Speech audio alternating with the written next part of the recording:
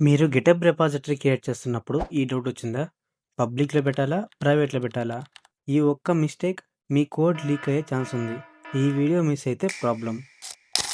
Hi friends, welcome back TD Bharatdev. ఈ వీడియోలో మనం చూడబోతున్నాం private repository versus public repository. Simple తెలుగులో బిగినర్స్ కోసం. ముందుగా మనం రిపాజిటరీ అంటే ఏంటో తెలుసుకుందాం. రిపాజిటరీ అంటే మీ ప్రాజెక్ట్ ఫోల్డర్. అందులో కోడ్, ఫైల్స్, ఇమేజ్, రీడ్‌మీ అన్నీ ఉంటాయి.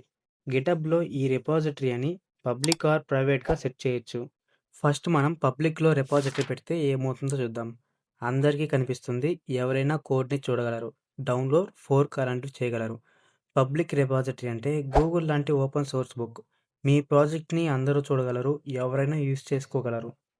మీరు మీ రిపాజిటరీని ప్రైవేట్‌లో సెట్ చేసుకుంటే ఏమవుతుందో చూద్దాం. మీకు మాత్రమే కనిపిస్తుంది. అదర్స్‌కి యాక్సెస్ ఉండదు. ప్రైవేట్ రిపాజిటరీ అంటే ఏం లేదు. మీ పర్సనల్ డీటెయిల్స్‌ని సేఫ్‌గా పెట్టుకోవడం. మీ సెక్యూర్‌ని చూసుకోవడం. చాలామంది ఈ మిస్టేక్సే చేస్తూ ఉంటారు. మీ బాట్ టోకెన్‌ని పబ్లిక్ రిపాజిటరీలో ఇవ్వడం, ఏపీఐ ఐడీ, ఏపీఐ హ్యాష్ అలాంటివి మీ పర్సనల్ డీటెయిల్స్ అన్నీ పబ్లిక్ రిపాజిటరీలో పెట్టకూడదు. లేకపోతే మీ బాట్ హ్యాక్ అయ్యే ఛాన్స్ ఉంది. నా ఒపీనియన్‌కొస్తే నేను పర్సనల్‌గా ఎప్పుడు రెండర్‌లో డిప్లాయ్ చేసేటప్పుడు ఆల్వేస్ ప్రైవేట్ రిపాజిటరీనే యూజ్ చేస్తా. ఎందుకంటే నా డీటెయిల్స్‌ని ఎవరు యూజ్ చేసుకోకూడదు కదా! ఈ వీడియో మీకు యూజ్‌ఫుల్ అనిపిస్తే లైక్ చేయండి. గిటబ్ అండ్ టెలిగ్రామ్ బాట్స్ తెలుగులో నేర్చుకోవాలనుకుంటే టీడీ బాట్ దేవుని సబ్స్క్రైబ్ చేసుకోండి. నెక్స్ట్ వీడియోలో ఏ వీడియో గురించి కావాలో కామెంట్ చేయండి.